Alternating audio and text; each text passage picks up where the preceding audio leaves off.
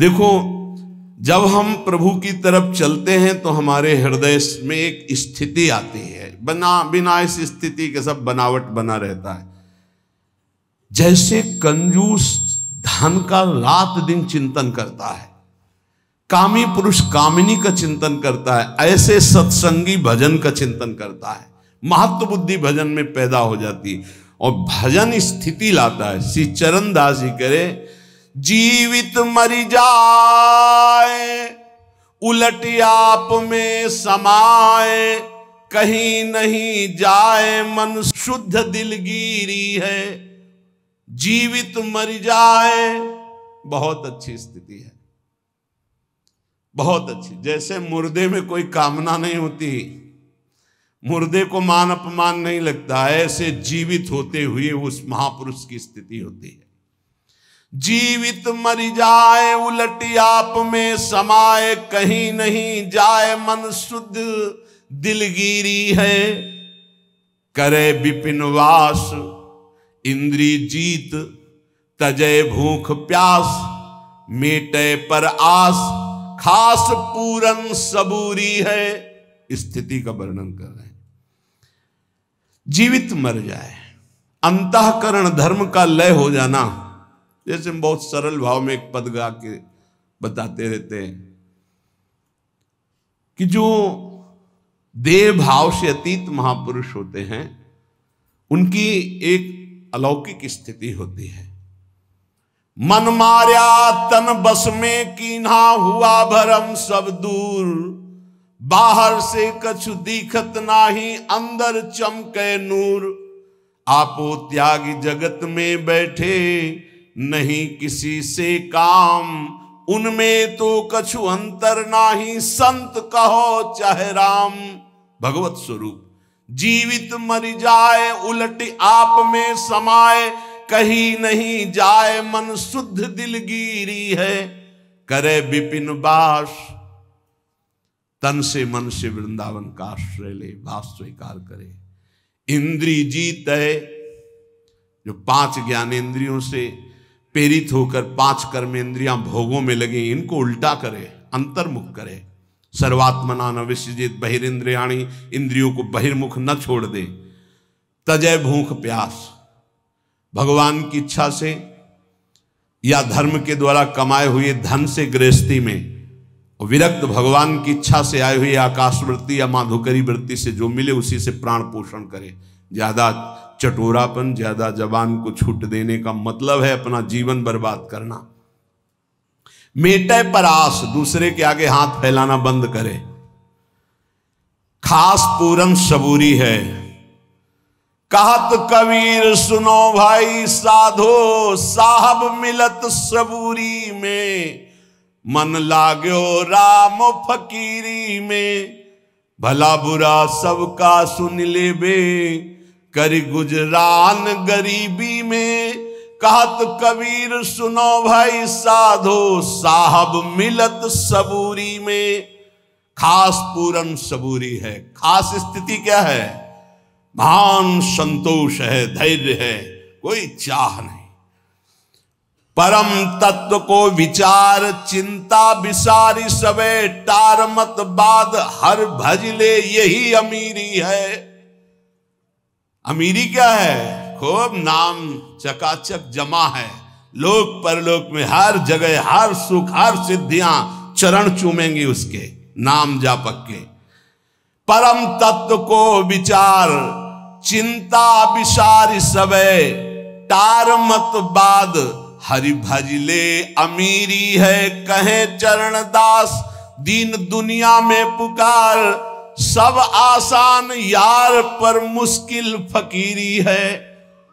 भगवान की भक्ति करना, भगवान के चरणों में चित्त जोड़ना, बोले बहुत कठिन है। कैसे कठिन है? पहले तो इंद्रियों के भोग आते हैं, ध्यान रखना।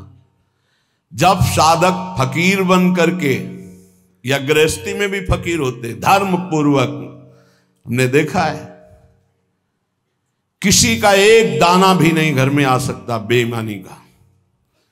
बहुत मेहनत की कमाई, तपस्या पूर्वक किसान हैं, नमक रोटी खाते हैं, संतों की सेवा करते हैं, रात दिन उनके हृदय में भगवान का भरोसा है।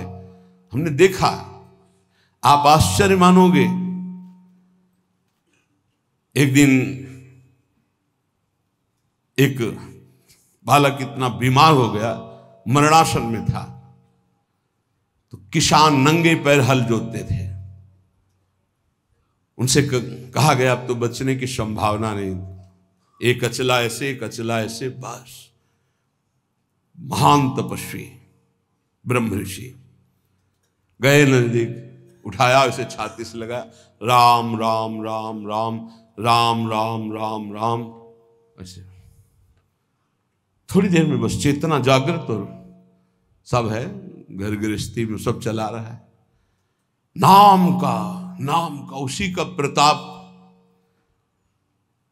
पहले धर्म से चलना सीखे, बेईमानी छोड़े, तब कहीं भगवत मार्ग का रास्ता मिलता है।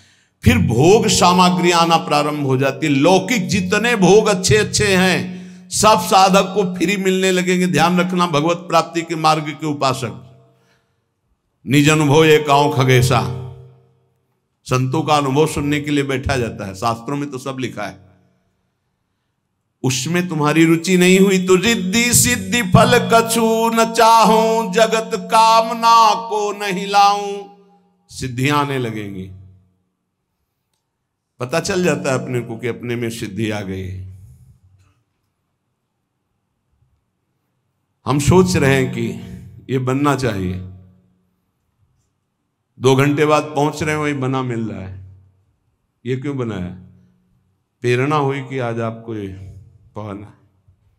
अच्छा, हम सोच रहे हैं अमुक चीज, सामने वो लिए खड़ा है आगे।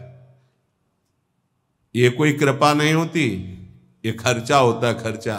इसे कृपा मत मान लेना कि अब हम जो सोचते हैं वही हो जाता है। मिटिया मेट कर रहे हो अपने भजन साधन को, खरीद रहे हो। कुछ नहीं सोचो, फिर जो प्राप्त हो हरि इच्छा, सोचा और वो मिल गया, तो अपने भजन को बेच रहे हो। ये रिद्धियां सिद्धियां जानते हो क्या है? भजन को चुराने वाली। मैं अपने आप को 4 रूपों में कर लूं, तपस्या है, भजन है, 4 रूपों में आप कर लोगे। ये देखा है बड़े महापुरुष, प्राय दिगंबर रहते थे, उनको नागा बाबा कहते थे। पाली तुम जानते होगे, हाँ, दिगंबर ऐसे लोगों को लगा कि कुछ ऐसे उपद्रवी लोग, तो एक वैश्या को कहा कि तुम जितने रुपए कहोगे हम चंदा लगा के सब देंगे आज बाबा को। वो दिगंबर रहते थे। कमरे में बंद कर दिया उसको, आओ स्वामी जी। और वो बालकों के साथ प्राय खेलते थे, कंचा खेल रहे हैं, गुल्ली डंडा, और दिगंबर रहते थे। बड़ी ऊंची स्थिति उनकी। कमरे में ले जो ही अंदर हुए सो दरवाजा बंद कर दिया। और वैश्या को सिखाया था कैसे ऐसे। वैश्या की रोने की आवाज आई, बहुत जोर की, त्राहिमाम। दरवाजा एकदम खोला कि कहीं कुछ हो गया तो केस बन जाएगा। तो देखा तो 10,000 पीली ततैया, समझते हो ना, एक होती शहद वाली मक्खी छोटी, और एक होती इतनी बड़ी पीली, और वो काट ले तो बिच्छू के डंक जैसा उसका सुझा के रख दे, 1000 ततैया लपटी होगी। और नागा बाबा नहीं, गांव में देखा गया तो 10-5 लड़कों के साथ कबड्डी खेल रहे थे। सिद्ध महापुरुष ऐसी सिद्धियां विशेष अवसर पर वो प्रयोग करते हैं महापुरुष। जैसे भरद्वाज जी के पास जब भरत जी गए तो आज तक किसी सिद्धि का प्रयोग नहीं किया। सिद्धियां हाथ जोड़े खड़ी, बोले आज करूंगा, क्योंकि बहुत बड़े अतिथि हैं। देवराज इंद्र भी ललचा जाए, ऐसे भोगों की रचना करो और अयोध्यावासी राम जी के वियोग में सबको सुख प्रदान करो। रिद्धि सिद्धि फल कछु न चाहूं। जब साधु रिद्धियां सिद्धियां भी त्याग देता है, तब भगवत मार्ग में आगे बढ़ता है। और कामना मैं नहीं राखूं, रसना नाम तुम्हारो चाखूं। बस केवल नाम में लगे रहो, कोई चाह मत करना। एक बार एक बड़े संत भगवान गंगा जी में नाव से जा रहे थे, तो एक बड़े तपस्वी थे, वो पादुका पहन करके गंगा जी में चट चट ऐसे, और नाव के बगल से निकले उनके शिष्यों के साथ। जो नाव में बैठे हुए संत थे, उनसे कहा क्या तुम्हारी तपस्या है, नाव में बैठकर जा रहे हो, देख रहे हो मैसेज पार हुए वो नाव से और वो पादुका से खड़ाऊ पहने हुए। बहुत लोगों ने वाह महात्मा क्या है, और वो बहुत सुलझे हुए महात्मा थे। नीचे उतरे, नाविक से कहा कितने रुपए लगते हैं, बोले 2 रुपये। बोले हम 10 हैं, उसके हिसाब से पकड़ो, हमारे 2 रुपये लगते हैं ना, हाँ। बोले एक आदमी के 2। महात्मा से कहा समझा, जिन भागीरथी को महादेव जी ने अपनी जटाओं पे रखा, उन पे पादुका चल के आए, तेरी सारी तपस्या नष्ट हो गई, 2 रुपये एक में हम पार होकर आए हैं, और तू पूरी तपस्या को नष्ट करके केवल प्रदर्शन दिखा दिया, तेरे पास रह क्या गया। अब उनको होश आया कि अरे, बोले जिन गंगा जी को महादेव जी अपनी जटाओं पर रखते उन पर पादुका, तपस्या का प्रभाव सब नष्ट हो गया तेरे, 2 रुपये की तेरी तपस्या। क्या किसी भी तरह का प्रदर्शन नहीं तो भगवत प्राप्ति के नजदीक पहुंच जाओगे। और कामना मैं नहीं राखूं, रसना नाम तुम्हारो चाखूं, 84 में बहु दुख पायो, ताते शरण तिहारी आयो, मुक्त होन की मन में आवे, अब आवागमन से जीव डर पावे। प्रभु अब मुझे आवागमन चक्र में नहीं फंसना, 84 लाख योनियों से मुक्त होने के लिए मैं नाम जपते हुए आपकी शरण में आया हूं। उपासक को चाहिए कि ऐसे धनी पुरुषों का संग, ऐसे भगवद विमुखों का संग न करे जिनके कारण उसके हृदय में कुछ चमत्कार दिखाने की इच्छा जागृत हो जाए। ये संग के कारण आता है, ऐसा ध्यान रखना। हमारे सिद्धांत में, भागवतिक सिद्धांत में, राज पदाधिकारी बनकर के साधु के पास जाने वालों का कभी आदर नहीं हुआ है। वीर शिवाजी भी सब कुछ छोड़ करके नंगे पैर पाग हटा करके, एक अंगरक्षक भी अंदर नहीं, बाहर केवल 2 अंगरक्षक सादी भेष में, बिना किसी अस्त्र शस्त्र के तुकाराम जी के दर्शन करने जाते। बड़े संतों के पास ऐसे, अगर कहीं राज पदाधिकारी का पदाधिकार का सम्मान किया तो आपका भागवतिक स्थिति नष्ट हो जाएगी पक्का। आज संत सभा में सम्मान उसी बात का माना जाता है कि कौन अभिनेता आता है और कौन नेता आता है, और सभा की मान्यता होती थी कौन दिगंबर परमहंस आता है, इसकी मान्यता होती थी। आज मान्यता किस बात की हो रही, कौन पदाधिकारी कितना बड़ा आता है तो वो महात्मा उतना ही बड़ा माना जाएगा, ऐसा नहीं। अगर पदाधिकारी के रूप में आकर उसका स्वागत किया गया तो दुर्भाग्य है, उस महात्मा को अपनी स्थिति में नहीं टिक सकता। पूज्य प्रातः स्मरणी परम मंगल में महाप्रभु चैतन्य देव, सार्वभौम भट्टाचार्य का नाम सुना है, अभी प्रसंगों में आया है। ये बहुत बड़े विद्वान महान भगवत भक्त थे। तो इनके परिचय में थे कटकाधिपति महाराज प्रताप रुद्रदेव जी। जब महाप्रभु चैतन्य देव का महायश सुना, धर्मात्मा थे, विद्या में बड़े प्रवीण थे, शास्त्रों का ज्ञान था और संतों पर बड़ी श्रद्धा थी, पर राज दरबार में संत आवे तब श्रद्धा थी उनकी। वो सिंहासन पर बैठे हैं, आदर करेंगे, राज दरबार में बैठो, जो लेना है लो और अपनी महिमा, जो जिस विद्या में प्रवीण हो वो दिखाओ।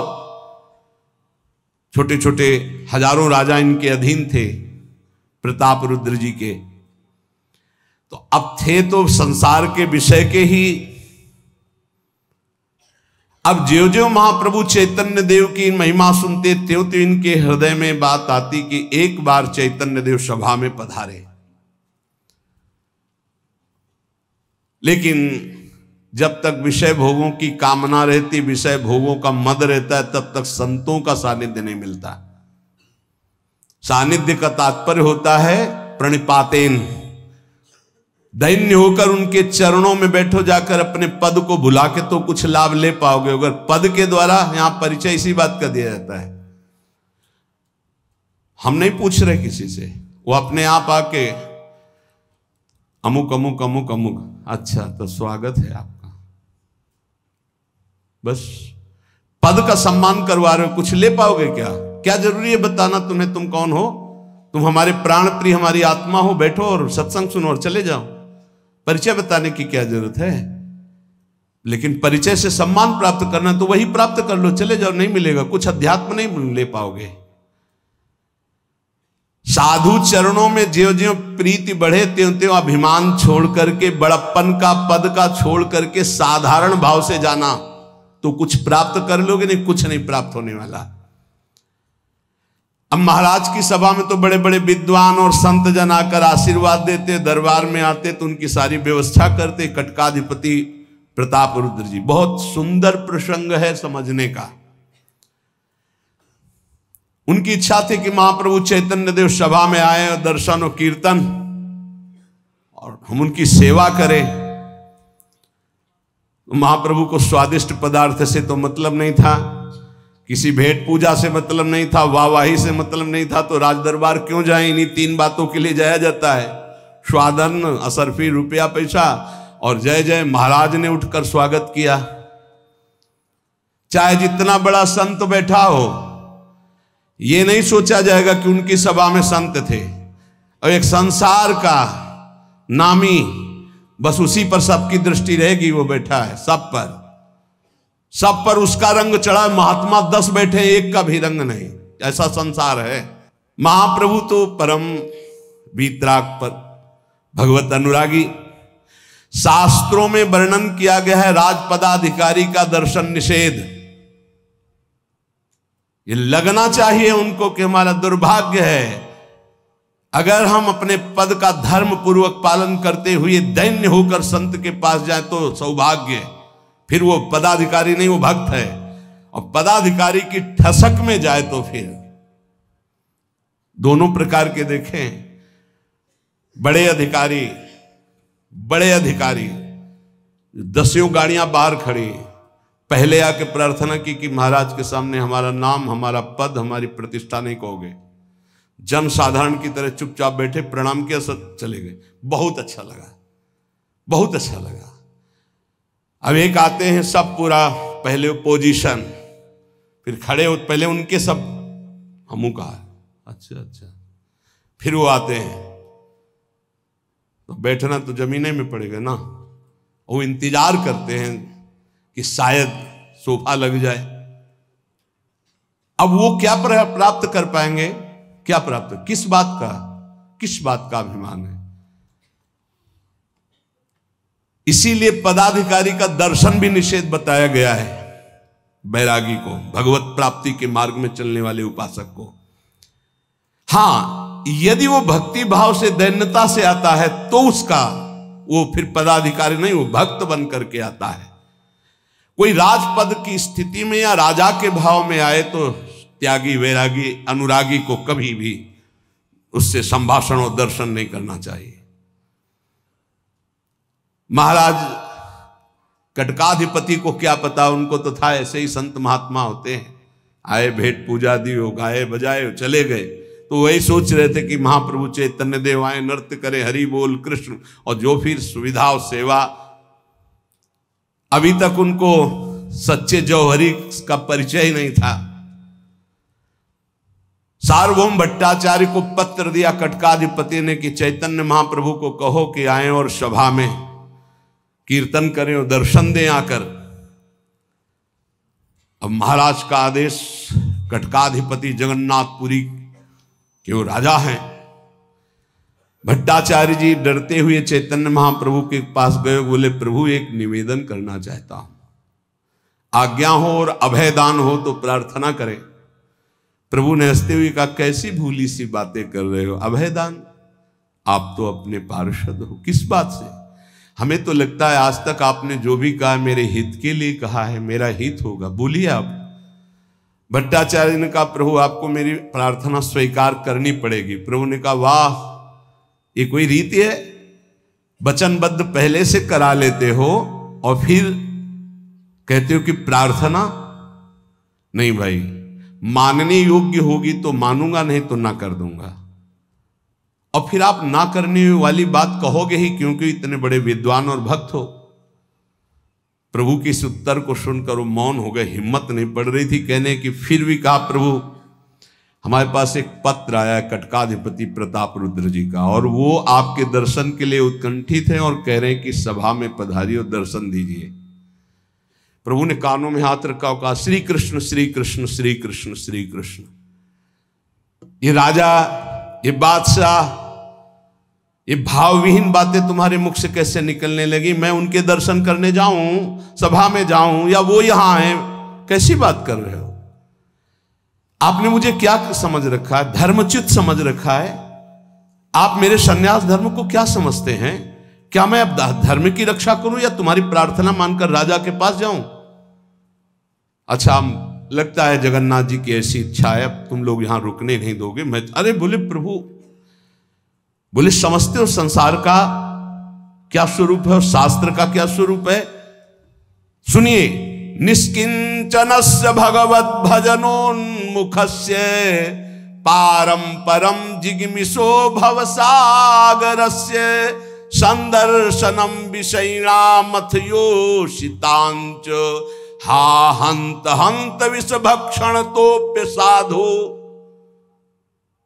जो भगवत भजन करते हैं, अकिंचन है, वैराग्य ले चुके हैं, भवसागर से पार जाना चाहते हैं, भगवान की ओर बढ़ रहे हैं, उनको ऐसे विषय भोगी राजाओं को, पदाधिकारियों को कदापि दर्शन नहीं देना चाहिए, ना दर्शन करना चाहिए।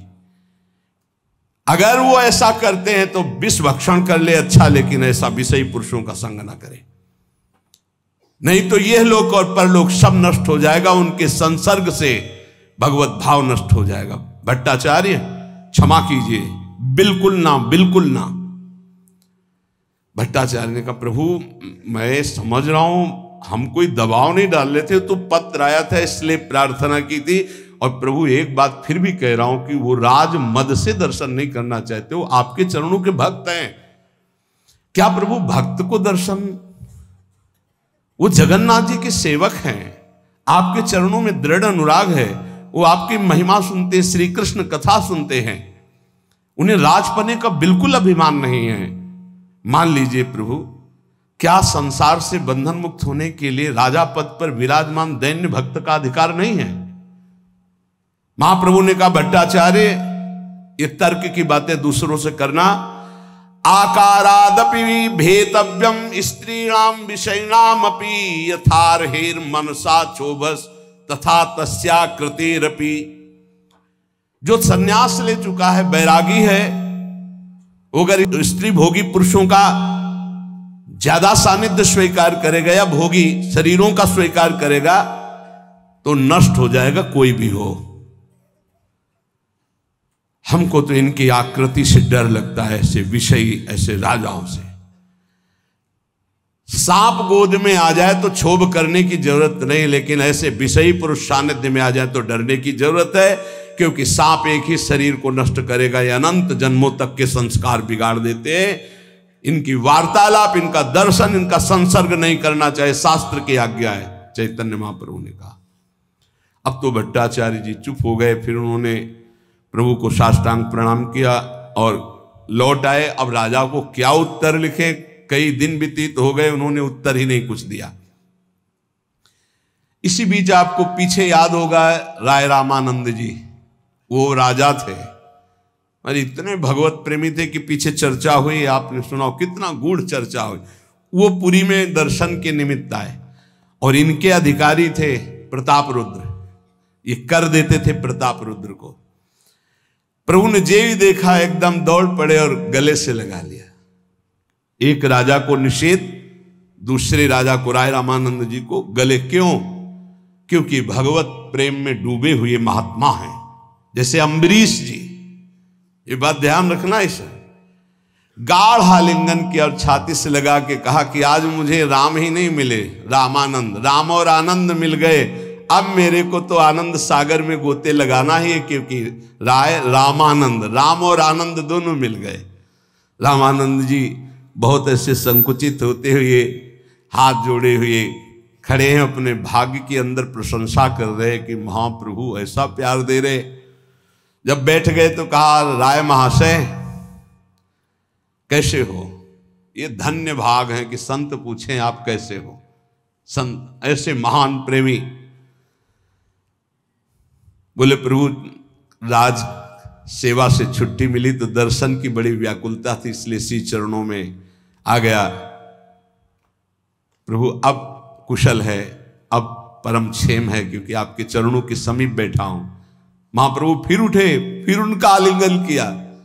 समीप बैठे बैठे भक्त सब आश्चर्यचकित। अभी थोड़ी देर पहले क्या सार्वभौम भट्टाचार्य से कहा, और इनको क्या ये है। आप सोचो कितनी ऊंची स्थिति तक महाप्रभु से इन्होंने प्रेम की चर्चा की थी। प्रभु हम तो यही चाहते हैं कि आप किसी सेवक का मुझे सेवक बना लीजिए। राय रामानंद जी ने कहा। प्रभु ने कहा, राय महाशय आपके ऊपर श्री कृष्ण की बहुत कृपा है, आप तो श्री कृष्ण के साक्षात निज दास हैं। भगवत अनुचरों का सभी लोग आदर करते हैं, इसलिए हम आपसे प्रेम वार्ता करने के लिए व्याकुल रहते हैं कि कब आप मिलोगे, कब आपसे भगवत चर्चा होगी। नित्यानंद जी वहां उपस्थित थे, सब ने कहा गजब है, राय रामानंद का भजन गजब है कि प्रभु इतना। और प्रभु कहते हम लालायित रहते कि आप कब मिलेंगे, आपसे चर्चा होगी। उन्होंने कहा, प्रभु प्रताप रुद्र की बड़ी कृपा और सहयोग वृत्ति है, जिससे मुझे अवसर मिल जाता है आपके चरण। फिर प्रभु गंभीर हुए। प्रताप रुद्र का नाम है। उसी समय कटकाधिपति महाराज प्रताप रुद्र भगवान जगन्नाथ जी की रथ यात्रा के निमित्त पुरी पधारे। बड़ी सेवा होती है, पहली सोहनी सेवा राजा ही करते हैं, आज भी उसी परिवार से। और भट्टाचार्य को बुलवाया और कहा, मेरी प्रार्थना महाप्रभु से की। भट्टाचार्य ने कहा, मैंने बार बार प्रार्थना की, किंतु किसी भी तरह से स्वीकृति नहीं। ना आप उनके पास जा सकते, ना वो आपके पास आ सकते हैं। आप दर्शन नहीं कर सकते महाप्रभु चैतन्य देव के। ओ मुझ पापी से इतनी घृणा, इसका मतलब मैं बहुत नीच हूं। जब संत मुझे स्वीकार नहीं, मुझे मेरी दुर्गति पक्की होगी। और रोने लगे। भट्टाचार्य ने कहा कि निश्चित महाप्रभु आपको गले लगाएंगे, आज नहीं तो कल, क्योंकि आपकी ये दैन्यता जिस दिन वो जान गए, उस दिन वो आपको गले लगा लेंगे। यदि प्रताप रुद्र जी ने कहा, महाप्रभु की ऐसी प्रतिज्ञा कि मैं कभी दर्शन नहीं दूंगा और कभी दर्शन नहीं करूंगा, तो कुछ ही दिनों में मैं अपने शरीर को त्याग कर दूंगा। ऐसे राजा के शरीर कोई नहीं रखूंगा जिसे महाप्रभु पसंद नहीं करते। ऐसा अनुराग भाव देख करके सार्वभौम भट्टाचार्य की आंखें भर आई। उनका, महाराज अगर आपको मेरी बात पर विश्वास हो तो मैं कहता हूं महाप्रभु बहुत करुणामय है। जब आपकी बात राय रामानंद जी कर रहे थे तो मैंने देखा था गंभीर हो गए थे, पर उस गंभीरता में आपके पक्ष की बात मैंने देखी कि वो गंभीरता उदासीनता की नहीं थी, वो विचार की थी आपसे मिलने की। ये हमने ताड़ा। ये बात सुनकर उनको फिर जीने की आशा हुई। लेकिन एक प्रार्थना है कि आप राज मद और राज भेष से नहीं चलेंगे। हम आपको बताते हैं कि रथ यात्रा के समय महाप्रभु आगे आगे नृत्य करते चलते हैं रथ के सामने। आप बिल्कुल जन साधारण वेश में जब जाइएगा और प्रभु को कुछ सुनाइएगा तो पक्का उस समय भावावेश में प्रभु आपका गाढ़ आलिंगन करेंगे और आपकी सारी कामनाएं पूर्ण हो जाएंगी। महाराज प्रफुल्लित हो गए। भट्टाचार्य से पूछा, रथ यात्रा किस दिन होगी? भट्टाचार्य ने हिसाब लगा कि आज के तीसरे दिन रथ यात्रा है। बोले अब पक्का हमारा उद्योग यही होगा कि महाप्रभु प्रसन्न हो जाएं। भट्टाचार्य जी राजा से अनुमति लेकर के चले गए। महाप्रभु जैसे जैसे ना कहते थे मिलने का, वैसे वैसे अनुराग बढ़ रहा था महाप्रभु के भी हृदय में, उनके भी हृदय में। सच्चे भक्त का ऐसा स्वरूप होता है। महाराज प्रताप रुद्र जी की ये स्थिति थी कि जब कोई महाप्रभु का पार्षद मिलता तो चरणों में प्रणाम करते और रोने लगते कि कभी ऐसा महाप्रभु मेरी स्मृति करे, महाप्रभु मुझे बुला ले। ऐसी सोते जागते हर समय महाप्रभु का ही चिंतन चलता। ये ना का प्रभाव। महाराज अंतरंग भक्तों के समीप प्रार्थना करते कि कभी चैतन्य महाप्रभु को हमारी नाम, हमारी बात सुनाकर उनको थोड़ा सा द्रवित कर लीजिए। पर कभी भी जब कोई चर्चा करता तो रोक देते। श्री कृष्ण चर्चा के सिवा तुम्हें राजाओं की चर्चा सुनाई देती है। एक दिन नित्यानंद जी, सार्वभौम राय रामानंद जी, कई महान सब महाप्रभु के पास आए। किसी का साहस नहीं हो रहा था महाराज की सिफारिश करे राजा की। आंखों में आंखों संकेत, तुम बोलो ना, हमारी हिम्मत में, तुम बोलो, ऐसे चल रहा था। तो नित्यानंद महाप्रभु ने कहा, बोले प्रभु कहने में तो संकोच हो रहा है, पर आप तो सर्वज्ञ हैं, पर आज्ञा हो तो कुछ कहें। तो कहा श्रीपाद आपको संकोच करने की क्या बात है, आप तो सिर्फ आज्ञा कीजिए। तो नित्यानंद महाप्रभु ने कहा कि महाराज प्रताप रुद्र बहुत व्याकुल हैं और आपके दर्शन के लिए रोते रहते हैं, बड़े उत्कंठित हैं।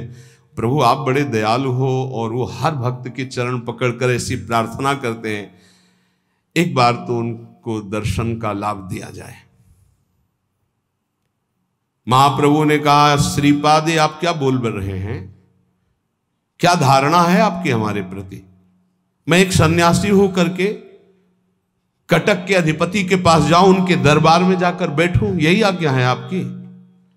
नित्यानंद जी का आपको कौन कहता है कटक जाओ, व्यर्थ में आप सोच रहे हैं। वो खुद यहां आएंगे, साधारण वेश में आएंगे, यहां दर्शन कर लेंगे, या आप आदेश करो मंदिर में दर्शन कर लेंगे, वो मंदिर में ही रुके हुए हैं। महाप्रभु ने कहा कि मुझे क्या आवश्यकता है कि मैं उनको दर्शन दूं या उनके दर्शन करूं, मुझे कोई चाह नहीं। मैं क्यों बुलाऊं, मैं भिक्षुक सन्यासी ठहरा हो, राजाधिराज ठहरे, उनको यहां क्यों बुलाऊं। नहीं, मैं बिल्कुल नहीं मिलना चाहूंगा। नित्यानंद जी ने कहा वो राजापन से नहीं मिलना चाहते, वो आपके भक्त बनकर मिलना चाहते, जैसे सब लोग दर्शन करते हैं वैसे वो कर लेंगे। महाप्रभु ने हंसकर कहा आप सब मिलकर के यही चाहते हैं ना, पता नहीं आपको क्या सब सूझ पड़ा है, वही प्रताप रुद्र, वही प्रताप रुद्र। ये विरुद्ध आचरण संन्यास धर्म के क्यों करवाना चाहते हैं आप लोग। लोग चाहे दिन भर असंख्यों अपराध करें, लेकिन जानते हो अगर पवित्र सन्यासी के द्वारा छोटा सा भी अपराध बन जाए वो अशयनीय हो जाता है। पवित्र वस्त्र में एक दाग भी पसंद नहीं होता। इसलिए ऐसे देखा दामोदर पंडित जो थे वो बहुत ही कड़े स्वभाव के और निंदा करने में चूकते नहीं थे, और थे महाप्रभु के परिकर के ही। तो उनका हमारे गुरु महाराज दामोदर पंडित है, ये कह दे तो हम चले जाएंगे। सबने महाप्रभु की भी जरा सी बात में वो कड़ुआ बोल देते थे, अपनापन। दामोदर पंडित ने तत्काल दृष्टि नीची की और बोले हम क्या बोले, आपको जो समझ में आए वो करो, हम क्या बोले। दामोदर बोले ठीक है हम समझ गए, हमारे गुरु दामोदर पंडित की अनुमति नहीं, अगर होती तो हम हाँ कह देते। महाप्रभु ने टाल दिया। अब सबने विचार किया कि इतना बड़ा सिफारिश नित्यानंद महाप्रभु को टाल दिया गया, इसका मतलब महाप्रभु हाँ। राय रामानंद जी ने विचार किया कि अब तो शुरुआत होनी ही चाहिए प्रताप रुद्र जी के ऊपर। बोले प्रभु, राय रामानंद जी ने कहा प्रभु हम कोई प्रार्थना नहीं कर, बस एक बात बता रहे हैं। प्रताप रुद्र जी का पुत्र है, बड़ा कृष्ण भक्त है, और वो आपसे मिलना चाहता है, तो अनुमति हो सकती है। तो उनका वो कोई राजा थोड़ी जो मुझसे मिलेंगे, जो कृष्ण भक्त है तो मैं जरूर उसको जल्दी बुलाओ और मेरे से मिलाओ। हम तो अभिमानी पदाधिकारियों के लिए नियम रखे हैं जो अभिमानी हैं। ना मैं किसी अभिमानी के पास जाता हूं, ना किसी अभिमानी को पास आने देता हूं। भगवत रसिक जी, भूत भविष्य लोक 14 में भय होए हरि प्यारे, 300 व्यवहार हमारो अभिमानिनते न्यारे। वही महाप्रभु कह रहे, लाओ लाओ, वो बच्चा है श्री कृष्ण प्रेमी, मैं जरूर मिलना चाहता हूं उसको, मान सम्मान से क्या मतलब। भागते हुए गए, बोले कृपा की शुरुआत हो गई। प्रतापरुद्र ने कहा मुझे बुलाया? बोले आपको नहीं, आपके बेटे को अनुमति मिल गई। बोले बिल्कुल बिल्कुल, इसको जब ले जाओगे तो हमारा रास्ता बल ही जाएगा। मेरा पूरी आना सार्थक हो गया, मेरे जगन्नाथ जी मेरे पर प्रसन्न हो गए अगर मेरे पुत्र को प्रभु ने स्वीकार कर लिया। और राजपुत्र वैसे भी कृष्ण नाम कीर्तन करता था, महाप्रभु की चर्चा सुनता था। और रामानंद जी ने कहा ऐसे नहीं ले जाऊंगा, मैं अपने तरीके से ले जाऊंगा। सुंदर दुपट्टा पीतांबर नीचे पहनाया, ऊपर खुला वदन पीतांबर और स्वर्ण के आभूषण, मोर मुकुट धारण करा के, तिलक लगा के, बंसी पकड़ा के, चौड़ा माथा तो भ्रकुटी की पत्रावली कपोल, और राजकुमार वैसे ही सुकुमार, बहुमूल्य हीरे जवाहरात के बाजूबंद, जैसे प्रभु का श्रृंगार। और वो बड़े भावुक थे राय रामानंद जी। घुंघराले केश उसके, पूरा श्री कृष्ण रूप माधुरी बनाकर, और कहा प्रभु देखो आ गए। तो उनको लगा कोई कह रहा कि प्रभु आ गए। जे भी ऐसे देखा हुंकार मारी, क्योंकि कृष्ण रूप भावावेश में दौड़ करके प्रीतम। अब वो तो मूर्छित होके गिर गया राजकुमार। हा कृष्ण हा कृष्ण हा कृष्ण, क्योंकि महाप्रभु का प्रेम भरा भावावेश आलिंगन प्राप्त किया। राजपुत्र जे भी मूर्छित, कृष्ण कृष्ण राय रामानंद जी ने संभाला। काफी देर के बाद उसका भाव उठा। महाप्रभु तो वैसे ही भाव में मोर मुकुट और सब देखते, बहुत देर तक महाप्रभु सखा की तरह बात करते रहे, बार बार आलिंगन करते। फिर राय रामानंद जी ने जब महाप्रभु भावावेश में, अब उसकी दशा देख करके प्रतापरुद्र बार बार हृदय से लगा रहे थे, हमारा जीवन धन्य हो गया, क्योंकि महाप्रभु ने स्वीकार कर लिया तेरे को। पी का मिलना सुगम है, तेरा चलन न वैसा।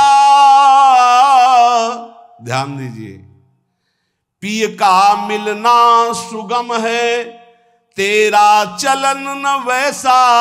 नाचन निकली बापुरी, तो फिर घूंघट कैसा। यदि नाचने निकली तो घूंघट कैसा। प्रीतम को प्राप्त करने जा रही है तो फिर हमारा चलन ठीक हो जाना चाहिए। चाखा चाहे प्रेम रस, राखा चाहे मान, एक म्यान में दो खडग देखी सुनी न कान। पहले अभ्यास करने लगे प्रतापरुद्र, साधारण बिल्कुल गरीब के कपड़े पहनकर, वैसे पी का मिलना सुगम है, तेरा चलन न वैसा। अब मैं अपने को ऐसा दीनहीन बनाऊंगा। और पूरा गोपी गीत कंठस्थ किया, बार बार तैयारी कर ली। महाप्रभु बलगंडिका पुष्प वाटिका में रथ यात्रा के समय सुखपूर्वक लेटे हुए थे। भक्तों ने कहा ठीक समय है। इस समय एक साधारण पुराना बगलबंडी, साधारण धोती, और राजा हैं तो रूप तो वैसे ही है, और वैष्णव हैं, जगन्नाथ जी के सेवक हैं तो तिलक भाल पर। महाप्रभु शांत मुद्रा में आंख ऊंचे हुए डूबे हुए हैं। सार्वभौम भट्टाचार्य जी ने संकेत किया।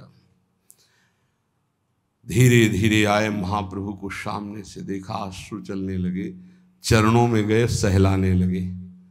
सार्वभौम भट्टाचार्य जी ने कहा शुरू करो धीरे से गाना। अब चरण ऐसे सहला रहे, आंसू गिर रहे चरणों में। महाप्रभु भाव में डूबे हुए, उन्होंने शुरू किया। जयति तेधिकम जन्मना ब्रजः।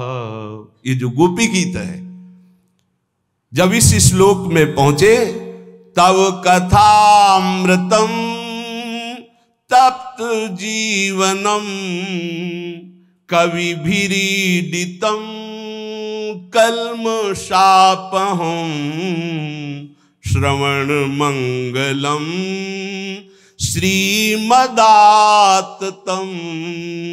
भूरि गृह्णन्ति ते भूरिदा जना। एकदम आंख खोली कौन ये अमृत पिला रहा है? तो चरणों में देखा तो एक साधारण वस्त्र धारण किए हुए ओह, इतना प्रेमामृत तुम्हारी वाणी में, इतना महासुख दिया, धन्य है मैं तुम्हारे ऋण से कभी नहीं ऋण नहीं हो सकता। और दौड़ करके ऐसे चरणों में बैठे। ऐसे प्रताप रुद्र जी के तो जो सुख का आज तुमने ऋणी बना लिया, आज मुझे कृतकृत्य कर दिया, तुमने ऐसा रस दिया कि मैं सदैव तुम्हारा ऋणी रहूंगा। मैं अकिंचन सन्यासी हूं, प्रेमालिंगन के सिवा मेरे पास कोई धन नहीं। फिर प्रेमा एकदम रोम रोम। हे महाभागवत, मैं आपका परिचय जानना चाहता हूं, आप कौन हैं जो ये अमृत रस हमें सुना रहे हैं। अत्यंत विनीत भाव से कहा, प्रभु मैं आपके दासों का दास बनने की इच्छा रखने वाला एक आपका पतित सेवक हूं। प्रभु मैंने आज सब कुछ पा लिया। वैसे तो मैं बहुत अकिंचन हूं, बहुत पतित हूं, नीच हूं, मेरे पास कुछ नहीं है। आपकी कृपा के सिवा आज मुझ गरीब को आपने धनी बना दिया। अब मेरे पास कुछ मांगने की इच्छा नहीं है। यही मेरी अंतिम इच्छा थी कि अगर शरीर छूटते छूटते आपका एक बार स्पर्श प्राप्त हो जाए, मेरा जन्म सफल हो गया। जगन्नाथ जी की जो मेरी कुल परंपरा से सेवा चली आ रही थी, आज उसका फल प्राप्त हो गया। श्री चरणों में मेरा अक्षुण्ण स्नेह बना रहे। मैं आपके हृदय की किसी कोने में बना रहूं। मैं नीच भिखारी केवल आपसे यही भीख मांगता हूं कि कभी भी हमें दर्शन के लिए न रोका जाए, आपके दर्शन कर पाऊं। महाप्रभु पुनः प्रेमालिंगन किया और कहा, आपको देखकर मुझे बहुत सुख मिला। आप में जो दैन्यता, आप में जो भाव। सार्वभौम भट्टाचार्य जी ने कहा कि प्रभु यही कटकाधिपति प्रताप रुद्र जी हैं। महाप्रभु ने कहा, ये है? अरे ऐसे भाव वाले को मैं ऐसा देखता रहा, अब आपके लिए पूर्ण छोटे। कभी देखो कैसे दैन्य, अपने भाग्य की भूरी भूरी प्रशंसा करते हैं प्रताप रुद्र जी को महाप्रभु चैतन्य देव का प्यार, और बराबर फिर मिलना और प्यार। तो उपासक को चाहिए यदि अपनी उपासना को परिपक्व करना है तो आंतरिक संबंध केवल प्रभु से, जो भी चाहे गृहस्थी में हो चाहे विरक्ति में, जो व्यवहार करो सबसे प्रीति का व्यवहार करो, सबसे पर अपनी आंतरिक प्रीति हरि भाव में रखते हुए।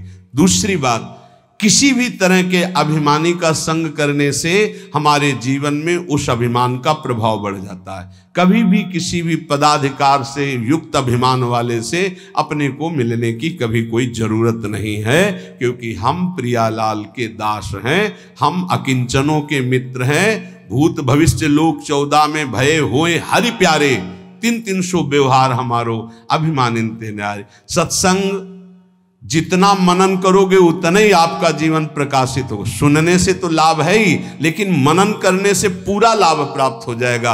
इसलिए हर सत्संग को मनन करो। सब शास्त्रों की सार सार बातें भगवत कृपा से आपको सुनने को मिलती है। आपका यही जीवन इसी जन्म में भगवान की कृपा प्राप्त हो, ऐसा प्रयास करो। निरंतर नाम जप करो।